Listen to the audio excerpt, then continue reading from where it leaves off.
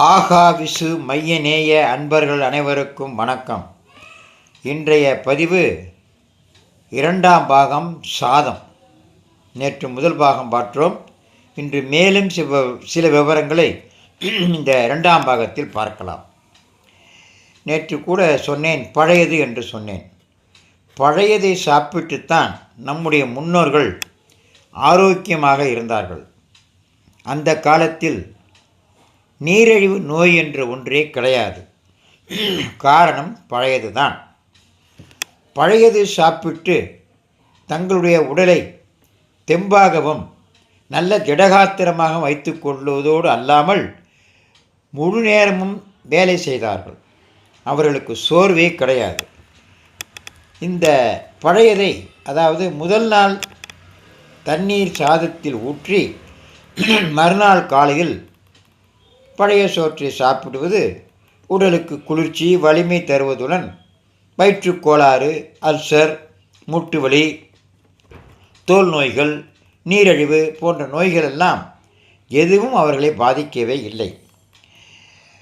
சாதம் வெதுவெதுப்பாக இருக்கையில் பசும்பாலை ஊற்றி சாப்பிட்டால் தண்ணீர் தாகம் ஏற்படுவதும் பித்தம் உண்டாவதும் நீங்கும். சில பேருக்கு அடிக்கடி தண்ணி தாகம் எடுத்துக்கிட்டே இருக்கும். அதெல்லாம் இந்த இதில் வராது. இந்த பச்சரிசி சாதத்தில் பால் சேர்த்து சாப்பிட வாதம், பித்தம் நீங்கும்.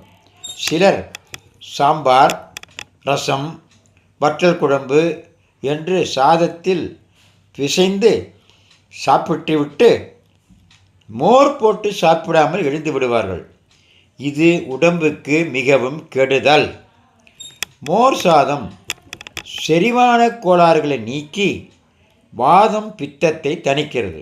ஆகவே இனி வருங்காலங்களில் சாம்பார், ரசம் எல்லாம் சாப்பிட்ட பிறகு கண்டிப்பாக மோர் ஊற்றி சாப்பிட வேண்டும். மோர் ஊற்றி சாப்பிடாமல் எழுந்திருக்கவே கூடாது. மேலும் இந்த மோர் சாதம் செரிமான கோளாறுகளெல்லாம் நீக்கிவிடும்.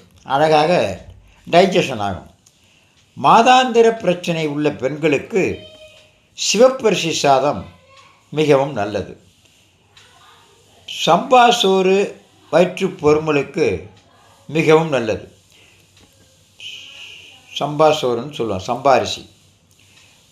இது எல்லாவற்றிற்கும் மகுடம் போல் வாழை இலையில் சாப்பிடுவதால் அதிலுள்ள தோற்பு சத்து உடலில் சேர்ந்து நன்மை செய்கிறது. முடிந்தவரை வாழை இலையில் சாப்பிட